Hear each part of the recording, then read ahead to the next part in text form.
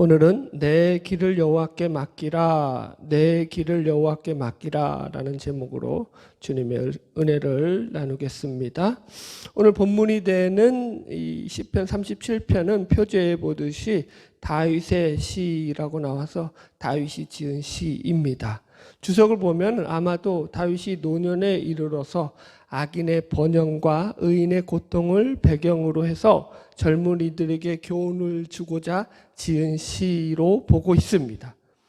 우리가 인생을 보더라도 우리가 많은 경우에 의인이 고통을 당하고 도리어 악인이 형통하는 듯한 모순된 현실을 경험할 때가 많이 있습니다. 이런 가운데서 우리가 하나님 앞에 늘 신정론에서도 늘 물어왔던 질문이죠. 하나님의 공의가 어디 있습니까? 하나님이 살아계신데 저 악당들을 왜 저렇게 형통합니까? 하박국 선지자가 대표적으로 물었던 그런 질문이죠. 이런 질문에 대한 대답으로서 어떻게 보면은 젊은이들에게 주는 지혜시라고 하죠. 지혜시라고 그렇게 일컬어집니다. 그래서 결론적으로 말씀드리자면은 하나님의 공의는 반드시 실현될 것이고 악인의 형통은 영원한 것이 아니기 때문에 당장의 악인이 형통한다고 할지라도 거기에 대해서 불평하지 말고 인내로서 하나님의 공의와 심판을 행할 것을 믿음을 가지고 하나님을 의뢰하고 하나님을 신뢰하면서 하나님께 맡기는 신앙생활을 해라 라는 겉면의 말씀이 오늘 본문의 주제입니다. 우리가 어려움을 당할 때 만약에 능력 있는 사람이 우리를 도와준다면 얼마나 우리가 힘이 되고 그죠? 마음이 좀 안심이 되겠습니까? 근데 성경은 가장 이 세상에서 능력 있는 존재 바로 전능한 창조주 하나님, 온 우주 만물을 섭리하시고 다스리는 그 하나님께서 우리를 돕고 우리의 편이 되어 주신다고 말씀하고 계십니다. 그래서 너희들은 하나님 앞에 모든 것을 맡기고 나가라라고 말씀하고 있는 거죠. 여러분 아무나 맡기라고 할 수 있나요? 여러분, 네, 여러분 예를 들어 볼까요? 병원의 의사에게 이제 진찰을 받으러 갈 때 이 어린아이가 이빨이 너무 아픈 거야. 그런데 치과 치료가 무서워서 못 가는 거야. 그래서 못 가고 끙끙 앓다가 너무 아프니까 어쩔 수 없이 이제 엄마한테 이제 얘기를 해가지고 병원에 갔어요. 그래서 의사 선생님이 보니까 자기는 충치가 걸린 줄 알았더니 거기 이빨 사이에 음식물이 끼어가지고 그것 때문에 고통스러웠던 거야. 아무것도 아닌 거죠. 그냥 간단한 치료만으로 이빨을 치료할 수 있었던 거죠. 그 의사한테 가면은 한 번에 해결될 문제인데 끙끙 앓고 고민해봤자 답이 없는 거죠. 이런 경우들이 얼마나 흔하냐고요. 우리가 우리의 인생 속에서 해결하지 못하고 우리가 다 완전하게 알 수 없는 그런 모든 부분들을 우리가 능력 있는 사람들을 통해서 도움을 받을 때 안심하잖아요. 그죠? 법적인 문제가 생겼는데 누가 와서 내가 사기를 당했어요. 이걸 해결할 방법이 없는 거예요. 그런데 어떻게 아는 사람을 통해 가지고 법적으로 지인을 통해 가지고 또 변호사라는 그런 어떤 좋은 사람을 알게 돼서 그 변호사로부터 도움을 받는다면은 그게 얼마나 큰 힘이 되겠냐고요. 그렇죠? 마치 이런 경우예요. 우리는 우리의 인생을 완전히 다 완벽하게 해결하고 살아갈 수 없는 연약한 존재들이죠. 그런데 하나님은 그 인생의 모든 문제를 하나님께 맡기라고 오늘 요청하고 있습니다. 하나님께서 우리의 문제를 해결해 주시겠다라는 거죠. 자, 보세요. 오늘 본문 말씀 시편 37편 5절로 6절 말씀을 먼저 같이 읽어볼까요? 한 목소리로 시작. 내 길을 여호와께 맡기라. 그를 의지하면 그가 이루시고 내 의를 빛같이 나타내시며 내 공의를 정오의 빛같이 하시리로다. 아멘. 보십시오. 지금 다윗은 이 시편의 말씀을 통해서 내 길을 여호와께 맡겨라. 그를 의지해라. 그리하면 그가 이루시고 내 의를 빛같이 나타내시리라. 아멘. 그래서 내 공의를 정오의 빛같이 하실 것이다. 이렇게 약속하고 있다고요. 여기서 이제 맡기다라는 말은 히브리어 갈알이라고 하는데 그 뜻을 보면은 이 영어로 to roll이라고 하거든요. 그래서 굴리는 거예요. 공을 굴려서 흘려보내는 것처럼 굴리는 걸 말하는 거예요. 그래서 이게 무슨 뜻이냐면은 자기에게 있는 것을 상대방에게 완전히 굴려서 떠넘기는 거예요. 이해하셨죠, 여러분? 그래서 이건 전폭적인 의뢰와 위탁을 가리키는 말이 이 지금 갈알이라는 히브리어 말의 의미입니다. 그래서 이 말을 좀 해석해 드리자면은 모든 내적이고 외적인 측면의 원인과 과정, 그리고 그 결과까지도 전적으로 하나님을 신뢰하고 의지하면서 하나님 앞에 맡기는 거예요. 우리의 모든 문제를 하나님께 굴려 보낼 때 하나님께서 그것을 대신 맡으셔서 해결해 주신다라는 게 지금 성경적인 원리라는 거예요. 여러분, 그래서 결국 신앙이라는 것은 하나님께 맡기는 생활이라고도 우리가 이야기하고 있습니다. 신앙이 자란다는 것은, 신앙이 점점 커간다는 것은 뭐냐면 우리의 삶의 영역 속에서 하나님께 맡기는 그런 부분들이 점점 늘어난다는 거예요. 모든 것을 하나님께 맡기고 살아가나요? 여러분, 질문해 보십시오. 아니죠. 어떤 것은 맡기기도 하지만 어떤 것은 내 힘으로 산단 말이에요. 그런 영역들을 하나님 앞에 더 맡기는 부분이 늘어나라고요, 여러분. 그래서 나중에 가서는 삶의 모든 영역을 하나님 앞에 맡길 때 그것이 이제 온전한 그리스도인으로 자라났다라고 말할 수 있는 것입니다. 그래서 신자의 신앙 속에서 잘 맡길 줄 아는 것도 신앙의 지혜인 줄로 믿습니다. 아멘. 여러분, 그래서 우리가 모든 가진 인생의 문제들, 우리의 영적인 문제들을, 우리의 길을 하나님 앞에 내어 맡길 때 하나님께서 우리의 가는 길을 인도하시고 찬 평안과 축복의 길로 인도해 주시는 것을 믿으시기 바랍니다. 바라기는 저와 여러분이 하나님께서 우리에게 허락하신 모든 그 지혜 가지고 우리의 모든 삶들이 헤쳐지는 놀라운 축복이 있기를 주의 이름으로 축원합니다.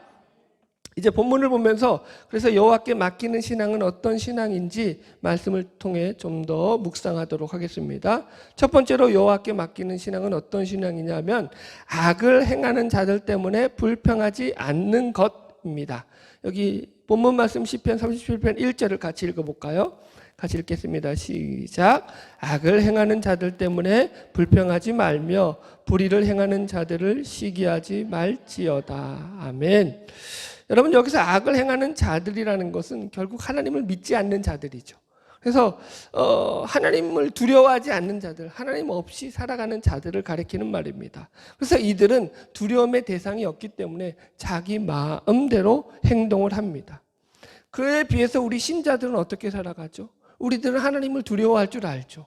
그리고 하나님의 법을 지키고 하나님의 말씀에 순종하면서 살아가기 때문에 어떤 면에서 보자면은 이 악한 자들에 비해서 많은 행동에 제약이 따른다고 볼 수 있습니다. 우리 신자들은 세상이 살아가는 방식과 똑같은 방식으로 살지 않죠. 그래서 어떤 면에서 보면은 세상과의 경쟁에서는 뒤처진다고도 볼 수 있어요. 우리의 신자의 삶은 세상적이지 않다라는 게 성경의 가장 큰 원리 중에 하나 아닙니까? 제가 이제 부목으로 있을 때 제가 맡은 교구에 새롭게 이제 예수를 믿게 된 젊은 사학과 한 분이 들어오셨습니다. 이분이 처음에 예수를 믿으니까 얼마나 좋은지, 예수를 처음 믿었을 때 그 기쁨은 말도 못 하잖아요. 그래서 이 사람이 예수를 믿고는 너무 좋아가지고 믿음 생활을 너무 신나게 하는 거야. 그래서 믿는 건 좋은데 이제 회사를 경영하는 입장 속에서 문제가 발생하게 된 거예요. 옛날에는 이제 이 회사가 대기업에서 광고 회사였거든요. 그래서 대기업에서 어떤 상품에 대한 광고의 물줄을 이 회사에 맡기는 거예요. 그러면 광고를 디자인해 가지고 발주하는 그런 회사였거든요. 근데 예수를 믿고 나니까 그동안에 계속 해오던 기업의 로비를 하는 것이 힘들어지게 된 거예요, 여러분. 원래는 당연한 어떤 간수비였는데, 그래서 그 해에는 그냥 로비를 안 하기로 회사 방침을 세웠다고 합니다. 그런데 문제는 자기 업체와 경쟁하는 그런 경쟁 업체가 있었는데 자기 회사가 이제 원래는 제일 1순위였는데 로비를 안 하니까 2순위였던 이 경쟁 업체가 그 대기업 그 담당자에게 계속 로비를 하는 거예요. 내부를 먹이고 하면서 계속, 그래서 이제 딜을 한 거죠. 이제 걱정이 되는 거죠. 그래서 이제 대기업에서 이 일거리를 가지고 공개 입찰을 하는 날이 되었는데 자신들은 어쩔 수 없이 이제 정상적인 가격을 써 넣을 수밖에 없죠. 그동안 해왔던 가격을 써놨는데 정보를 빼냈던 이 사람은 이제 그 2순위 업체가 많이 낮은 가격으로 해가지고 입찰가를 써넣어서 결국은 이 회사가 이제 당첨이 된 거예요. 그래서 이제 이 회사가 일을 맡게 된 거예요. 그래서 걱정하는 마음에 신방을 갔는데 이분이 막 얘기를 할 때 제가 낙심하지 말고 하나님께 기도하셔라. 하나님께서는 더 좋은 길로 인도해 주실 것을 믿으셔라 라고 그렇게 권면의 말씀을 드리고 왔던 적이 있습니다. 그런데 얼마나 지나서 연락이 왔는데 아니나 다를까 그 경쟁업체가 너무나도 가격을 낮은 가격으로 입찰하다 보니까 이게 뭔가 비리가 있다 해가지고 내부 그 대기업이잖아요. 그러니까 내부 조사가 들어간 거예요. 그러다 보니까 그 이제 관계자와 그 뇌물을 받거나 비리를 일으켰던 것들이 다 밝혀진 거죠. 드러나게 된 거죠. 그래가지고 그 회사가 캔슬되고 다시 자기 회사가 그 일을 맡게 됐다라고 하면서 기뻐하면서 저에게 전화를 했던 그런 기억이 납니다. 여러분, 우리가 이렇게 세상에서 살아가다 보면은 세상적인 방법을 쓰지 않기 때문에 어떻게 보면은 우리가 손해를 볼 수도 있습니다. 그래서 악한 자들이 세상적인 방법은 더 잘 쓰니까 더 잘 되는 것을 보게 될 때가 있습니다. 그리고 오히려 믿는 자들은 양심적으로 일을 하는 것이 실패가 될 때가 있고 그것으로 인해서 우리 마음 가운데 불편한 그런 마음이 생길 수 있다라는 거예요. 그러나 오늘 시편의 말씀은 이럴 때일수록 악일의 형통에 불평하지 말고 더욱 하나님 앞에 너의 길을 내어 맡기라는 거예요. 그 이유를 이렇게 표현하고 있어요. 다윗은. 자, 2절 말씀을 같이 읽어봅시다. 시작. 그들은 풀과 같이 속히 배임을 당할 것이며 푸른 채소같이 세잔할 것임이로다. 아멘. 여러분 여기 보십시오. 그들의 부귀영화는 곧 쇠화여 버리는 풀과 같기 때문이다 라고 이야기한다고요. 다윗이. 풀은 비가 오면 장대같이 자랍니다. 그러나 풀 벨 때가 됐을 때 일꾼이 와가지고 낫을 들고 한번 샥 베버리면은 그 풀들 다 사라지고 없어진다고요. 여러분 채소가 여러분 한창일 때는 아주 그냥 끝도 없이 자랄 것 같고 클 것 같지만 여러분 이제 추수철이 와가지고 뽑아내면은 그거는 1년생도 못 가는 거예요. 그 다 사라지고 마는 거죠. 다윗은 이와 같이 악인의 형통도 금방 시들어 버리고 말 것이라는 겁니다. 그래서 다윗은 이런 악인들이 거두는 부와 형통에 대해서 그들의 성공에 대해서 그것이 영원한 것이 아니니까 거기에 대해서 불평하지 말고 그것으로 부러워하지 말라라는 거예요. 여러분 우리 신자들이 가지는 상급과 칭찬은 하나님께서 주시는 것입니다. 세상적으로 얻는 칭찬과 성공과 다릅니다. 우리는 세상에서 얼마나 성공을 거두었느냐, 얼마나 부자가 되었느냐가 우리의 삶의 기준이 되지 않습니다. 성경에서 말씀하고 있는 칭찬과 상급의 기준은 언제나 그가 하나님 앞에서 하나님의 말씀에 얼마나 순종했느냐, 하나님께 얼마나 충성했느냐가 기준이 됩니다. 아멘? 여러분 생각해 보십시오. 예수님의 십자가는 세상적으로 보자면 가장 실패한 그런 모습처럼 보입니다. 힘 있는 자들, 권력 있는 자들로부터 억울한 누명을 쓰고 형장의 이슬로 죽음으로 그 인생을 마치고만 불쌍한 한 인간의 최후처럼 보여지기 때문입니다. 그건 세상적인 눈으로 볼 때 그런 거죠. 영적인 눈으로 보자면 예수님의 그 십자가로 말미암아서 그죠? 영원히 멸망받고 죽을 수밖에 없었던 우리가 영생을 얻고 구원을 받아 하나님 나라의 백성이 되고 하나님 나라의 자녀로 되었던 것입니다. 그 십자가만이 그래서 우리를 구원하시는 하나님의 능력이 됨을 믿으시기 바랍니다.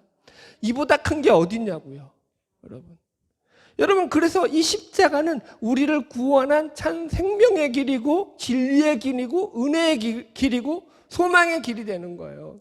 십자가가 없으면 안 되죠. 세상과 다르다고요. 그래서 예수 그리스도의 십자가를 통하여 거듭난 우리 신자들은 예수님의 제자라고 부르죠.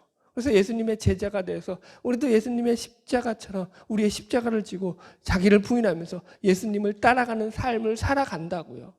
이건 세상과 전혀 다르지 않아요, 여러분?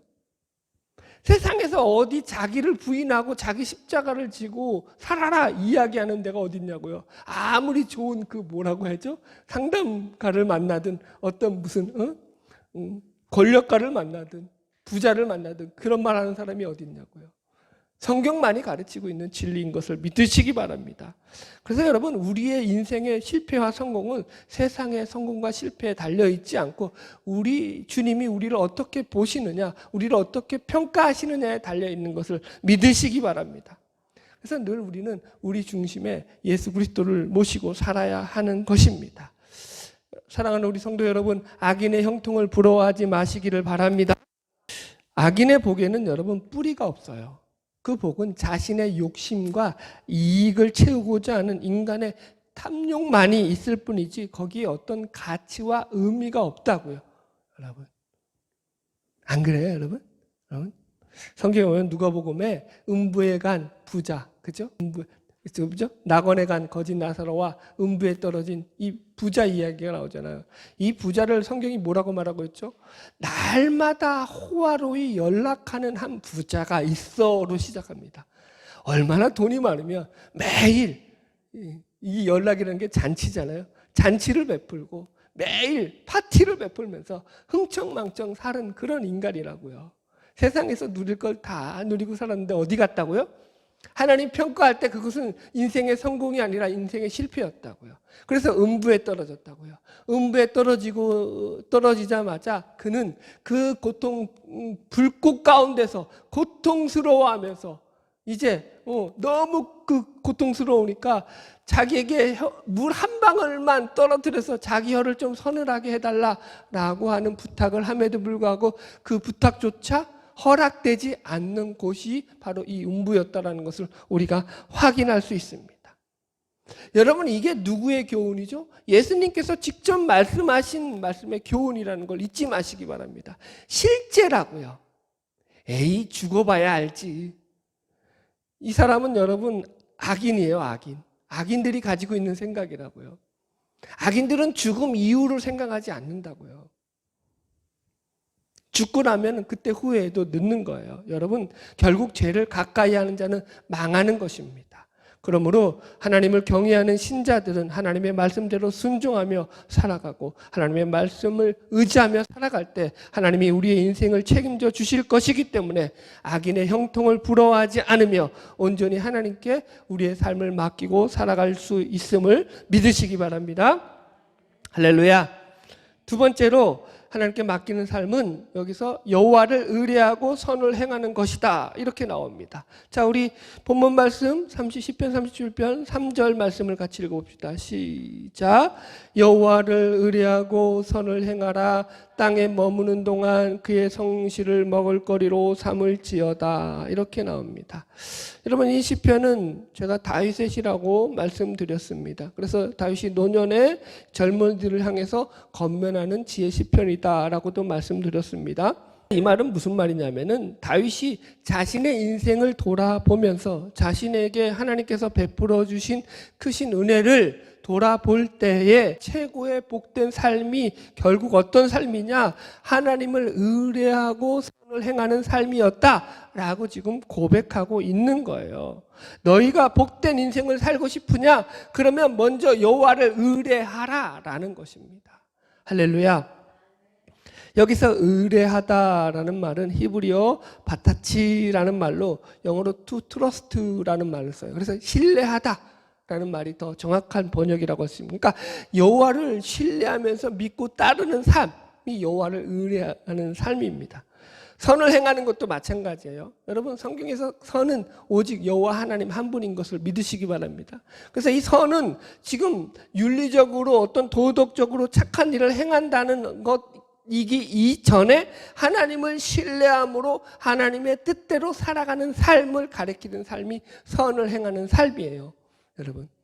그러니까 이런 거예요. 지금 자기가 가는 길이 인간적인 생각으로는 그 길이 좋은 길인지 나쁜 길인지도 분간할 수 없고 내가 지금 잘 가는 길인지도 확신할 수 없다고 할지라도 오직 여호와를 신뢰하는 그 믿음을 가지고 여호와께서 맡겨주신 그 길이라면 당당하게 걸어가라는 거예요, 여러분. 자, 우리 다윗을 한번 생각해 봅시다. 이 시편의 저자였던 다윗은 악한 왕 이 사울로부터 부당한 대우를 많이 당했습니다. 사울과 그의 곁에 있는 간신배들로부터 참 억울한 일을 많이 겪었습니다. 그래서 사울 왕으로부터 죽을 뻔한 여러 고비를 넘기면서 십수년의 세월을 도망자의 삶을 살아야 했습니다. 생각해 보십시오. 만약에 그가 그 도망자의 삶을 살아가면서 하나님을 신뢰하지 않았다면 그가 갔던 그 억울한 삶을 견뎌내지 못했을 것입니다. 아마도 이렇게 말하지 않았을까요? 내가 왜 이렇게 살아야 하는데, 내가 무슨 잘못을 했는데 나는 골리앗을 물리치고 블레셋과 싸워 이기며 이 나라를 위하여 충성한 것밖에 없는데 저 미친 사울 왕이 미쳐서 나를 죽이려고 하니 내가 도대체 어쩌란 말이냐? 라고 하지 않았겠냐고요. 하나님을 신뢰하지 않았다면 그의 마음속에. 여러분, 그의 마음 가운데 하나님을 신뢰하지 못하는 마음을 가지고 있었다면 그는 자신의 억울함을 이 억울함으로 분통해하면서 자신의 원수인 이 사울을 죽이려고 했을 것입니다. 그러나 성경 어디를 보더라도 이 다윗이 사울을 죽이려고 했다는 기록은 찾아볼 수가 없습니다. 오히려 죽일 기회가 여러 번 있었음에도 번번이 사울을 살려줍니다. 왜 그랬죠? 그는 그의 삶을 책임지는 분이 하나님이심을 믿고 하나님이 살아계심을 믿었다라는 거예요. 자신의 인생의 평가를 사람들에게 맡기지 않고 자신의 환경에 맡기지 않고 하나님을 신뢰함으로 하나님께 맡겼기 때문이라는 거예요. 사무엘상 24장에 보면 엔게디 굴에서 다윗이 이제 굴에 혼자 들어온 이 사울왕을 죽일 기회가 있었잖아요. 그런데 그 옷자락만 싹 자르고는 돌려보내잖아요. 그리고 나서 사울이 깜짝 놀래가지고 나중에 그 일을 알고 나니까 사울을 향해서 다윗이 이렇게 이야기합니다. 제가 말씀을 읽어드릴게요. 사무엘상 24장 11절로 12절이에요. 내 아버지여 보소서. 여기서 아버지는 사울을 가리키는 말이에요. 내 손에 있는 왕의 옷자락을 보소서. 내가 왕을 죽이지 아니하고 겉옷 자락만 베었은즉 내 손에 악이나 죄가가 없는 줄을 오늘 아실지어다. 왕은 내 생명을 찾아 해하려 하시나 나는 왕에게 범죄한 일이 없나이다. 여호와께서는 나와 왕 사이를 판단하사 여호와께서 나를 위하여 왕에게 보복하시려니와 내 손으로는 왕을 해하지 않을 것이니이다. 이렇게 나온다고요. 다윗의 가장 신앙의 포인트가 여기 나오잖아요. 여호와께서는 나와 왕 사이를 판단하신다고요. 우리의 삶을 판단하시는 분이 누구라고요? 여호와 하나님이시라고요. 얼마나 신랄한 말씀입니까? 자기는 하나님 앞에 떳떳하다는 거예요. 하나님이 판단하고 있다라는 거예요. 그러니까 하나님이 심판하실 자를 반드시 심판하고 복주실 자를 반드시 복주실 것을 내가 믿는다. 그러니까 나는 아무리 어려운 처지에 놓였을지라도 내 손으로 악을 행하지 않을 것이다. 이렇게 이야기한다고요. 할렐루야. 여러분, 다윗이 억울한 인생 가운데서 원망과 불평을 하지 않습니다. 그는 그 모진 고난과 힘든 시간을 보내면서도 한 번도 하나님을 향하여 원망의 화살을 쌓아 올린 적이 없어요. 출애굽에서 40년간 광야 생활하던 이스라엘 백성과 너무나 대조적이죠. 그래서 제가 이 다윗의 신앙을 아주 좋은 신앙의 자세가 좋다고 늘 표현하는 것이 바로 이런 부분입니다. 그는 오히려 억울한 일을 당하고 힘든 일이 있으면 어떻게 행하냐면 하나님을 향하여 원망하는 것이 아니라 하나님을 향하여 기도의 처소로 들어간다고요. 골방에 들어가서 하나님께 기도한다고요. 하나님 도와주세요. 하나님 살려주세요. 이것은 마치 어린 아기가 엄마 품에 자꾸 파고 들어가는 것처럼 힘든 일이 생기면 자꾸 하나님 품으로 파고 들어가는 거예요. 그래서 하나님께 더 의지하고 하나님 앞에 자신의 삶을 맡기면서 하나님 앞에 은혜를 구하며 살아간다고요. 이것이 신자가 걸어가는 삶이라고요, 여러분. 그러니까 도망자의 삶을 살면서도 두려워하지 않고 더 떳떳하고 어떻게 보면 자신감과 여유가 있잖아요. 자기를 죽이려고 하는 그런 원수 앞에서 어떻게 이렇게 당당할 수 있냐고요. 이것이 다윗의 삶이죠. 우리의 신앙 자세여야 할 줄로 믿습니다. 성경에는 이런 부분들이 무수하게 나옵니다. 하나님께서 아브라함을 부르실 때 너는 내게 지시할 땅으로 가라 이렇게 말씀하셨습니다. 그런데 그 땅이 무슨 땅인지는 구체적으로 나오지 않아요. 자, 창세기 12장 1절 읽어드릴게요. 여호와께서 아브라함에게 이르시되 너는 너의 고향과 친척과 아버지의 집을 떠나 내가 내게 보여줄 땅으로 가라. 이렇게 나온다고요. 여기도 재밌는 게 떠나라와 가라가 대비되어 있죠. 떠나라는 건 뭐예요? 너의 집, 너의 친척, 너의 아비의 집, 너의 고향, 네가 살고 있는 너가 거처하고 있는 너의 모든 친근한 모든 것들을 버리라는 거예요. 이게 무슨 말이냐면은 하나님보다 너가 더 신뢰하고 있는 그런 영역에서 떠나라는 거예요. 하나님보다 너가 더 신뢰하고 믿고 있던 모든 것을 내려놓고 시작하라는 거예요. 그것이 신앙이라는 거예요. 내가 가장 신뢰할 수 있는 그 자리에 누굴 놓으라는 거예요. 여호와 하나님을 놓으라는 거예요. 그러면서 하나님이 떠날 장소에 대해서 얘기해 주시던가요? 아니에요. 내가 내게 지시할 땅으로 가라. 그 땅이 어딘지는 알려주시지도 않고. 아멘? 여러분, 그러므로 그 땅이 정해진 것이 아니라는 것은 무슨 말이냐면은 하나님의 말씀을 신뢰하고 가라는 얘기예요. 이것은 다시 말하자면은 그가 갈 땅의 목적지가 중요한 것이 아니라 그 땅이 어딘지가 중요한 것이 아니라 너가 하나님의 말씀을 얼마나 신뢰하고 믿고 있느냐가 중요하다라는 거예요.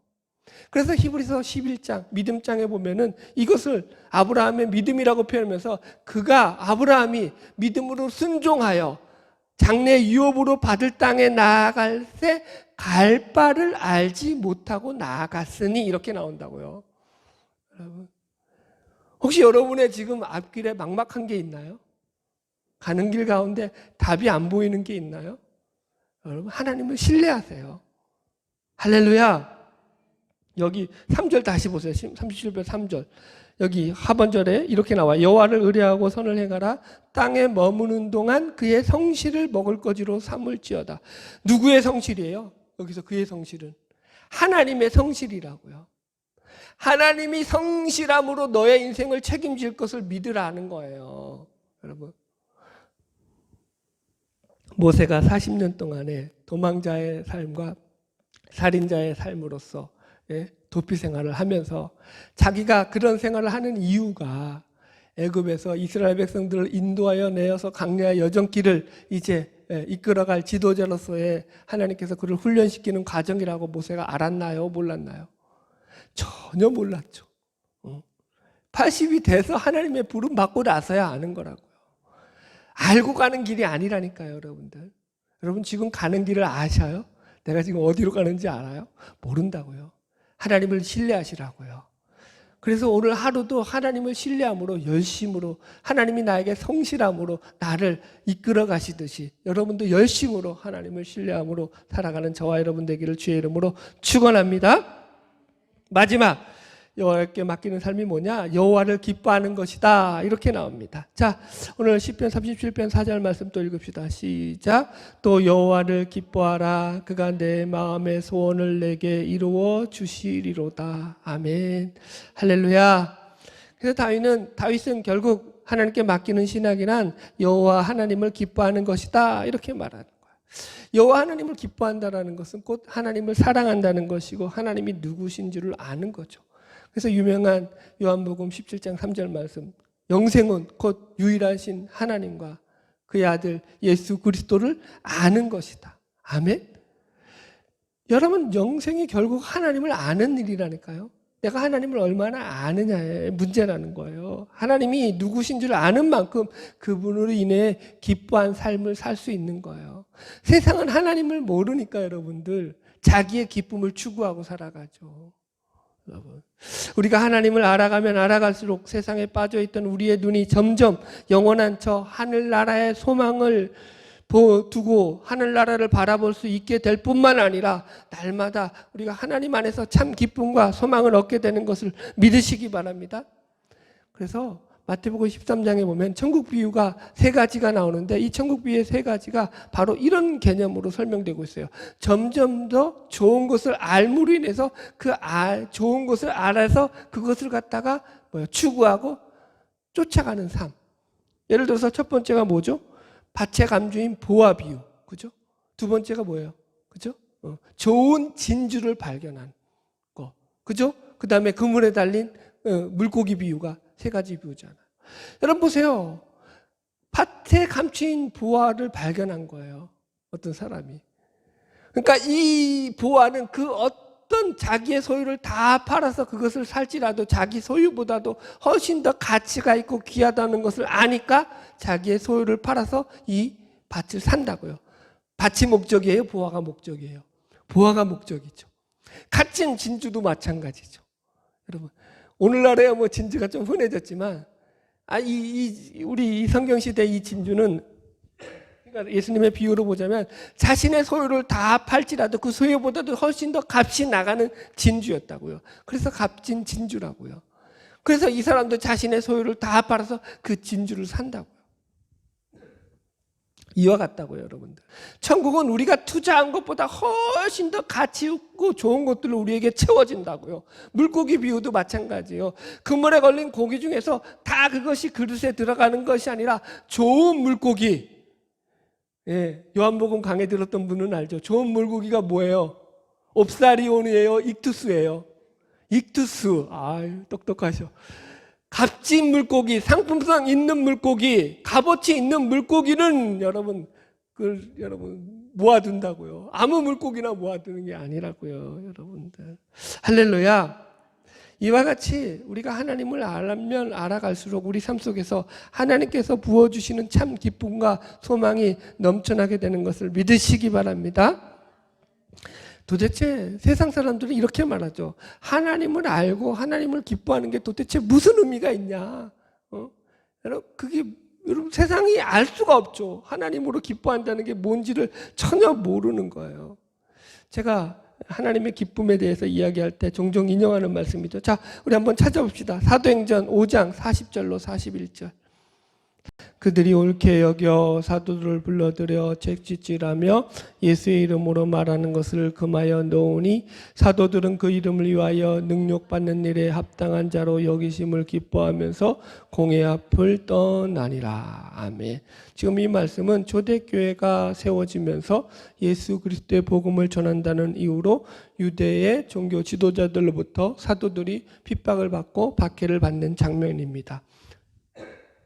그런데 이 말씀을 보면 사도들이 채찍을 당하고 능욕을 당하면서도 기뻐하면서 공회를 떠나더라 이렇게 나온다고요. 그죠? 여기 41절 사도들은 그 이름을 위하여 능욕받는 일에 합당한 자로 여기심을 기뻐하면서 공회 앞을 떠나더라 이렇게 나와요. 여러분 이게 무슨 좋은 일이 있어서 기뻐하다는 것도 아니고 남에게 무슨 선물을 받고 무슨 대접을 받아서 기뻐한다는 것이 아닙니다. 오히려 채찍질에 맞았다고요. 매를 맞았다고요. 고난을 받았다고요. 그러니까 예수 이름으로 고난 받는 것이 오히려 기쁘다라는 것이에요.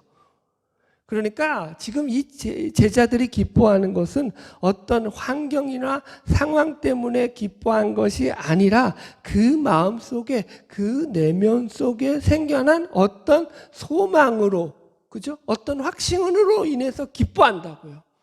여러분, 그게 뭐죠? 예수 그리스도로 말미암은 구원과 영생이죠. 그게 어디 있어요? 제자들의 마음 속에. 그래서 제가 그걸 뭐라고 표현해요? 늘 하나님 나라가 그들에게 임한 것이다. 하나님 나라가 임한 거예요. 영생과 구원이 그들에게 임한 거예요. 여러분, 그러니까 그걸 뺏겨요, 안 뺏겨요? 외부적인 환경이나 조건으로는 그걸 뺏을 게 없는 거예요. 그러니까 지금 어떤 고난이 와도 그들은 그 기쁨을 뺏기지 않는다라는 거예요. 그들에게 하나님 나라가 임하니까 자신들이 받은 구원과 영생, 하나님의 사랑과 은혜가 얼마나 크고 놀라운지를 아니까 심지어 외부로부터 핍박이 오고 박해를 받고 채찍에 맞음에도 불구하고 그 기쁨을 감출 수가 없더라. 가 성경이 증언하는 신자가 가진 기쁨의 본질이라고요. 아멘. 이것이 바로 여러분 여호와를 인하여 기뻐하는 거라고요. 이 기쁨을 가지고 사시기 바랍니다. 말씀을 정리하겠습니다. 오늘 내 길을 여호와께 맡겨라 라는 말씀으로 은혜를 나누었습니다. 그래서 여호와께 맡기는 세 가지 모습을 생각해 보았습니다. 첫 번째, 악한 자들 때문에 불평하지 말라 라고 말씀드렸습니다. 악인의 형통을 부러워하지 말라고 했습니다. 왜요? 우리의 삶을 하나님께서 평가하시고 계시기 때문이며 악인의 형통이 영원하지 않기 때문이라고 말씀드렸습니다. 둘째, 여호와를 의뢰하고 선을 행하라고 했습니다. 우리가 가는 길이 어떤 길인지 모른다고 할지라도 하나님은 신뢰함으로 그 길을 가라라는 거예요. 열심히 가십시오. 성실하게 가시고 당당히 가십시오. 마지막은 영생과 생명과 축복이 예비되어 있는 것을 믿으시기 바랍니다. 할렐루야. 마지막으로 여호와를 기뻐하라라고 말씀드렸습니다. 왜요? 우리가 받은 구원, 우리가 받은 영생과 축복, 이 모든 것이 우리 주 여호와 하나님으로 말미암았기 때문이라고 말씀드렸습니다. 진정으로 여호와 하나님을 의지하고 여호와 하나님을 신뢰하며 여호와께 맡기는 인생이 그러므로 복된 인생이고 진정한 인생이 되는 것을 믿으시고 날마다 주님 안에서 이 복된 길을 걸어가는 저와 여러분 되기를 주의 이름으로 축원합니다. 기도하겠습니다.